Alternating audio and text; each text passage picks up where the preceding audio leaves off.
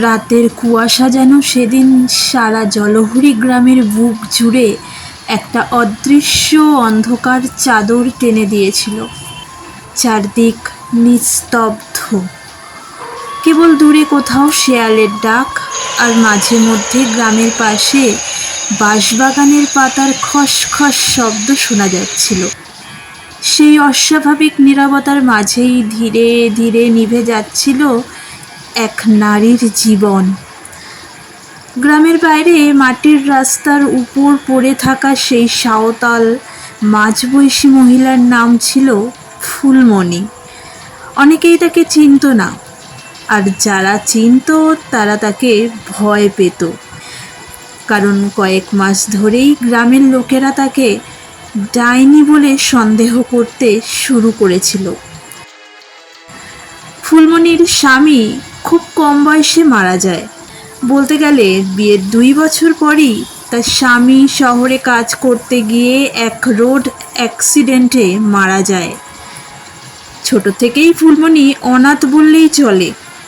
জন্মের পর তার বাবা মা ভিন রাজ্যে কর্ম করতে গিয়ে হয়েছিল নিখোঁজ।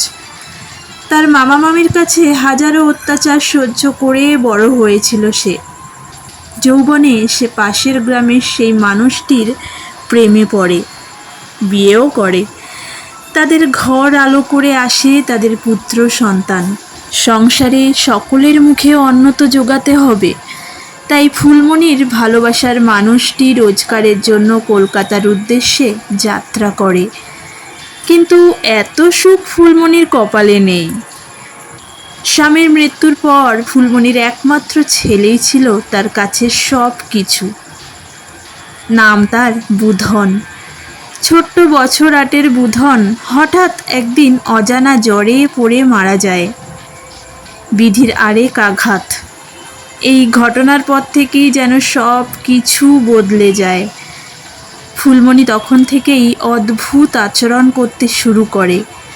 রাতের বেলা একা একা গ্রামের পাশে বনে চলে যাওয়া, রাতে নদীর ধারে বসে কারো সাথে কথা বলা, কিংবা মাঝরাতে গ্রামের প্রান্তে দাঁড়িয়ে চিৎকার করা। প্রথমে গ্রামবাসীরা এই বিষয়ে কেউই কোনো পাত্তা দেয়নি, ভাবতো ছেলের শোকে মাথা গেছে। কিন্তু তারপর একদিন হঠাৎই একে একে গ্রামের কয়েকজন অসুস্থ হয়ে পড়ে। যারা অসুস্থ হয়ে পড়ে তারা কেউ কেউ মারাও যায়, আবার কেউ পাগলের মতো আচরণ করতে থাকে। আর তখনই গ্রামের মোড়ল বিশেষ সভাতে ঘোষণা করে, এই গ্রামে ডাইনি ঢুকেছে। সবাই জানতো, সবাই বুঝেছিল যে এই অভিযোগ কাকে ঘিরে। ফুলমণিকে তখন থেকে এক ঘরে করে দেয় গ্রাম। কেউ তার কাছে যেত না, কেউ তার সাথে কথা বলতো না, এমনকি তাকে বাজারে ঢুকতেও দেওয়াও হতো না। গ্রামের নলের জল, পুকুরের জল ব্যবহার নিষিদ্ধ হলো তার জন্য। কিন্তু ফুলমণি কিছুই বলতো না। সে চুপচাপ থাকতো, সব মুখ বুজে সহ্য করত। শুধু মাঝে মাঝে রাতের অন্ধকারে সবাই শুনতো তার কান্না মিশ্রিত কণ্ঠ। আমার খোকা, তুই ফিরবি তো আমার কাছে? কবে ফিরবি খোকা? আচ্ছা পারছি না, তুই ফিরে আয় খোকা, ফিরে আয়। তারপর সেই রাতটা এলো। গ্রামের এক বাচ্চা ছেলে হঠাৎ নিখোঁজ হয়ে যায়। সন্ধ্যার পর থেকে আর তাকে খুঁজে পাওয়া যায় না। সবাই মিলে খোঁজাখুঁজি শুরু করে তাকে। শেষমেশ গ্রামের পাশের পুরনো শ্মশানের কাছে ছেলেটির নিথর দেহ পাওয়া যায়। চোখ দুটো খোলা, মুখে এক অদ্ভুত ভয়ের দৃশ্য। এই ঘটনার পর গ্রামবাসীরা দেরি করেনি কেউ। ডাইনিকে আজ মারতেই হবে। এই স্লোগানে ফেটে পড়ল সারা জলহরি গ্রাম। হাতে মশাল, লাঠি, কোদাল নিয়ে একদল মানুষ ছুটে যায় ফুলমণির কুঁড়ে ঘরের দিকে। কিন্তু সেখানে গিয়ে দেখে ঘর খালি। দরজা খোলা, ভিতরে ছড়িয়ে ছিটিয়ে কিছু পুরনো কাপড় আর মাটিতে আঁকা অদ্ভুত সব চিহ্ন। সকলের বুঝতে অসুবিধা হলো না যে এ কিসের চিহ্ন। শেষে সকলের চোখের আড়ালে ও শয়তানকে ডাকতো। ও তন্ত্রমন্ত্র জানলো কি করে? না না, ওকে আর রাখা যাবে না। মোড়লের এমন কথাতে সকলে চারিদিকে নিজেদের দৃষ্টি বোলাতে লাগলো। হঠাৎ গ্রামবাসীর মধ্যে হতে এক যুবক চিৎকার করে ওঠে, ও পালাচ্ছে, ধরো। তারপরই শুরু হয় ধাওয়া। ফুলমণি দৌড়াচ্ছিল প্রাণপণে, কিন্তু শরীর আর সঙ্গ দিচ্ছিল না।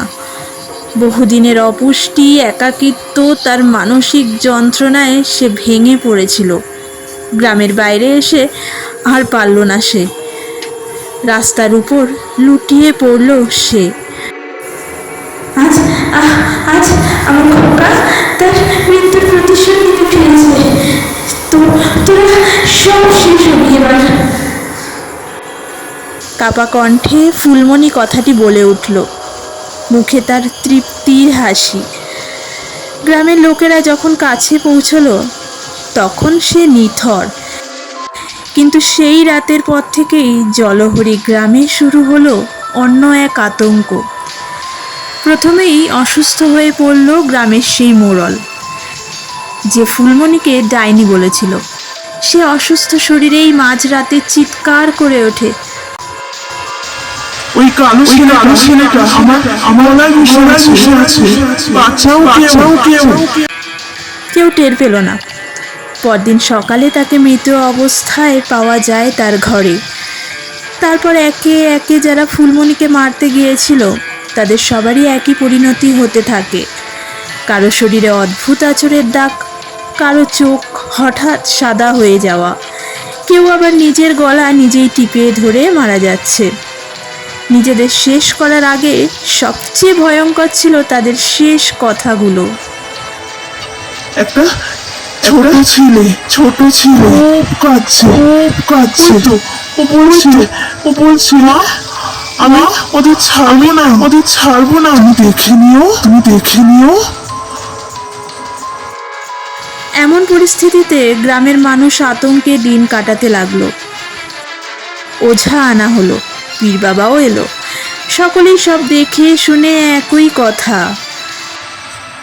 অন্যায় করেছিস তোরা।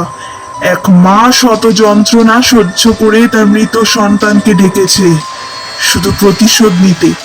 সে ফিরেছে, দুষ্টের শাস্তি হবেই। আজ জলহরি গ্রামের বাসিন্দারা সূর্য ডোবার পর কেউ ঘরের বাইরে বেরোতো না। রাতে শুনতো এক ছোট ছেলের কান্নার শব্দ, কিন্তু সকলে তার পরিবারকে নিয়ে ঘরে একসঙ্গে থাকতো, আলাদা হতো না। কিন্তু এমন করে আর কতদিন চলবে? আর কতদিন বিকেলের পর ঘরবন্দি থাকবে? তাই সকলের সমবেত নানা আলোচনার পর এক রাতে গ্রামের কয়েকজন সাহস করে শ্মশানের দিকে যায়। তারা দেখতে চেয়েছিল আসলে কি হচ্ছে। শ্মশানের কাছে পৌঁছে তারা যা দেখলো তা জীবনে ভুলতে পারেনি। কুয়াশার মধ্যে দাঁড়িয়ে আছে ফুলমণি, ঠিক যেমন তাকে শেষবার দেখা গিয়েছিল। তার পাশে এক ছোট্ট ছায়ামূর্তি। ছেলেটির চোখ দুটো লাল জ্বলছে। ফুলমণি ধীরে ধীরে তাদের দিকে তাকালো। তার ঠোঁটে এক অদ্ভুত হাসি। আমি তো বলেছিলাম তোদের আমার খোকা ফিরবে। হঠাৎ ছেলেটি তাদের দিকে তাকিয়ে হাসল। তারপর এক ঝটকায় বাতাস যেন থমকে গেল। পরদিন সকালে সেই লোকগুলোকে শ্মশানের পাশে মৃত অবস্থায় পাওয়া যায়। তাদের মুখে জমে থাকা আতঙ্কের ছাপ যেন মৃত্যুর পরেও মুছে যায়নি। এরপর থেকে জলহরি গ্রাম প্রায় জনশূন্য হয়ে পড়ে। কেউ আর সেখানে থাকতে চায় না। নিমেষের মধ্যে জলহরি হয় জনশূন্য। তবে যারা কখনো ভুল করে সেই গ্রামের পাশ দিয়ে যায় তারা দেখে রাত গভীর হলে কুয়াশার মধ্যে একটা মহিলাকে। সে বলে, খোকা, গ্রামের কাউকে ছাড়িস না। আর তারপরেই শোনা যায় একটা শিশুর হাসি, যে হাসি শোনার পর আর কেউ ফিরে আসেনি।